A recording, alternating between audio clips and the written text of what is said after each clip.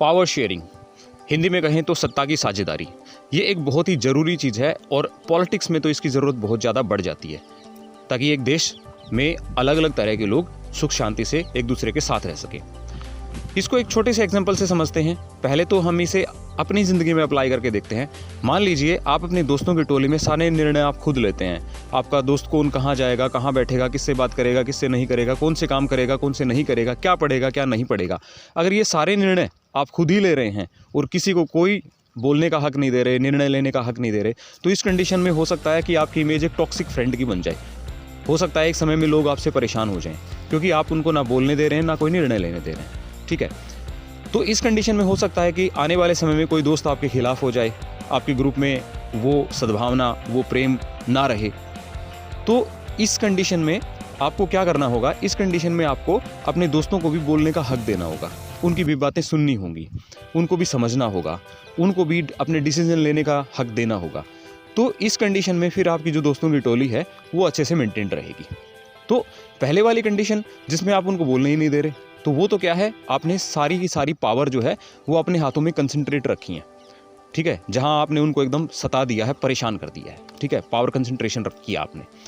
और दूसरी वाली कंडीशन में जब आप उनको भी हक दे रहे हैं, उनको भी बोलने दे रहे हैं, वो भी अपने निर्णय खुद ले रहे हैं, तो यहाँ पे आप पावर शेयर कर रहे हैं। ठीक है, यहाँ पे आप अपने हाथ में पावर सारी की सारी नहीं रख रहे हैं। तो यही पावर शेयरिंग है। अब इसे हम पॉलिटिक्स में समझेंगे एक देश के एग्जाम्पल से, और वो देश कौन सा है? वो देश है बेल्जियम। तो बेल्जियम यूरोप का एक छोटा सा देश है और इसकी सीमाएं लगती हैं फ्रांस, नीदरलैंड, जर्मनी और लग्जमबर्ग से। और इसकी जो आबादी है वो 1 करोड़ से थोड़ी अधिक है, यानी कि हरियाणा की आबादी से आधी। सो ये देश की जो एथनिक कॉम्पोजिशन है वो थोड़ा कॉम्प्लेक्स है। वो क्या है कि इस देश में 2 तरह के लोग रहते हैं, एक है फ्रेंच स्पीकिंग और एक है डच स्पीकिंग। तो जो फ्रेंच स्पीकिंग लोग हैं ये हैं 40% और ये जो डच स्पीकिंग लोग हैं ये हैं 59%, और 1% लोग ऐसे हैं जो जर्मन भाषा बोलते हैं, वो 1% है। तो 59% लोग हैं जो डच बोलते हैं और फ्लेमिश रीजन में रहते हैं, और 40% लोग वेलोनिया में रहते हैं और फ्रेंच बोलते हैं। ये कंडीशन है। अब यहाँ की जो कैपिटल है वो है ब्रिसेल्स। ब्रिसेल्स में कंडीशन एकदम अपोजिट है। वहाँ पे ये जो मेजॉरिटी माइनॉरिटी है ये बदल जाती है। वहाँ पे 80% लोग हैं जो फ्रेंच स्पीकिंग हैं और 20% लोग हैं जो डच स्पीकिंग हैं। तो पूरे देश में हालात मेजॉरिटी और माइनॉरिटी के अलग हैं, और कैपिटल सिटी ब्रिसेल्स में हालात मेजॉरिटी और माइनॉरिटी के बिल्कुल अलग हैं। इतनी बात समझ में आ गई।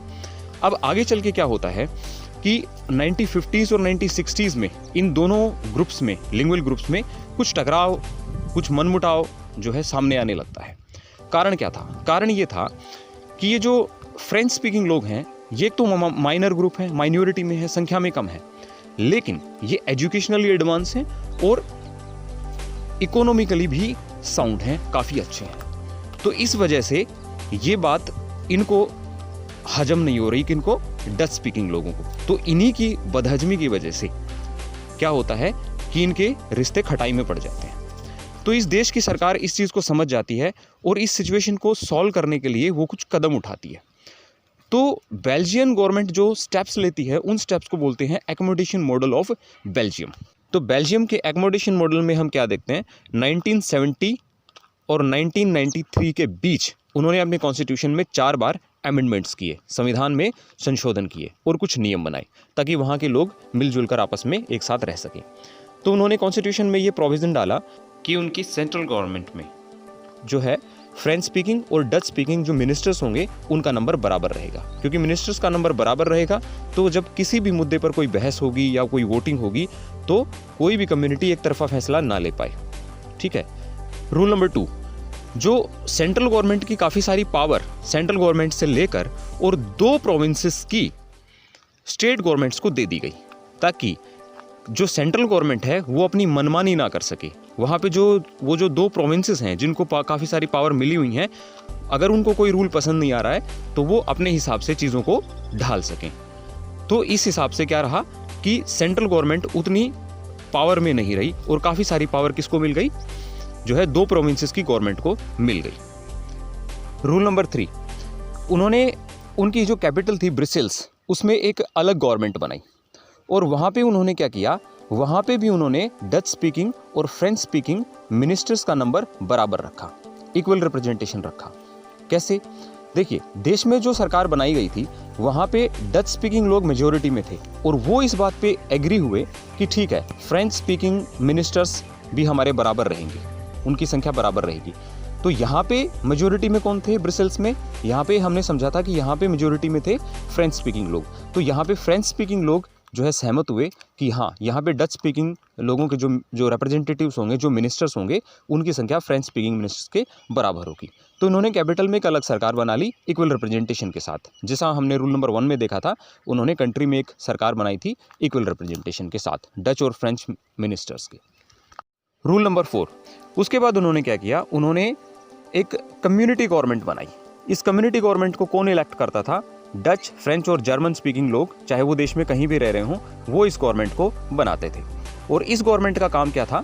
जो भी उनके इश्यूज थे related to culture, related to education, related to language, ये उन इश्यूज को ये कम्युनिटी गवर्नमेंट डील किया करती थी। तो इस तरीके से बेल्जियम ने ये कुछ एक मॉडल बनाया जिसे हम बेल्जियन मॉडल कहते हैं।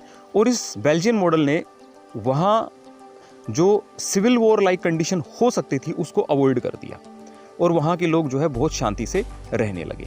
तो इस बेल्जियन मॉडल ने काफ़ी अच्छा काम किया और इतना अच्छा काम किया कि जब यूरोपियन यूनियन बना तो यूरोपियन यूनियन ने ब्रसेल्स को जो है अपना हेडक्वार्टर बनाने के लिए सेलेक्ट किया। क्यों? उन्होंने ये समझा कि देखो भाई, बेल्जियम के लोग इतने अच्छे हैं, इतने शानदार हैं कि ये अपनी प्रॉब्लम्स को डील कर सकते हैं, चाहे ये इनका जो है एथनिक प्रॉब्लम हो, लिंगुअल प्रॉब्लम हो, तो ये एकदम शांत देश है और यहाँ पे यूरोपियन यूनियन का ऑफिस बनाया जाएगा। तो ये उन्होंने निर्णय लिया। तो यहाँ पे हमने क्या देखा कि पावर शेयरिंग मॉडल को एक्सेप्ट करके एक कंट्री ने अपने देश को सिविल वॉर से बचा लिया। तो ये था बेल्जियम का पावर शेयरिंग का एग्जाम्पल और बेल्जियम की पावर शेयरिंग की कहानी।